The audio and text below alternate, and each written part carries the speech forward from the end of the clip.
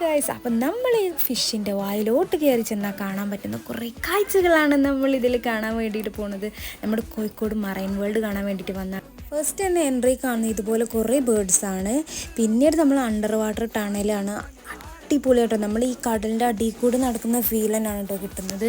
അത്രയും variety fishes ഉണ്ട് കേട്ടോ ഇവിടെ.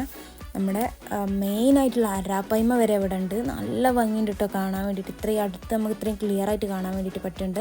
പിന്നെ സ്കൂബ ഡൈവിങ് ഉണ്ടായിരുന്നു, ഭംഗിയുണ്ടായിരുന്നു കേട്ടോ കാണാൻ വേണ്ടിയിട്ട്. പിന്നെ നമ്മുടെ മെർമൈഡ് ഉണ്ടായിരുന്നു കേട്ടോ, മത്സ്യകന്യകമാരുണ്ടായിരുന്നു. ഭയങ്കര ക്യൂട്ടായിട്ടുള്ള കന്യാകുമാരായിരുന്നു ഗൈസ്. അതുകൊണ്ട് കുറേ നേരം അവിടെ ഇരുന്നു. അവിടെ നമുക്കൊരു ഉമ്മയൊക്കെ തന്നു ഗൈസ്, ഞാനും കൊടുത്തു ഉമ്മ. സ്ഥിരം കാണുന്ന മാതിരി കുറേ ഷോപ്സും കാര്യങ്ങളുണ്ട്. അപ്പോൾ നമുക്ക് അച്ചാറും വാങ്ങാം, അച്ചാറിൻ്റെ ഭരണിയും വാങ്ങാം.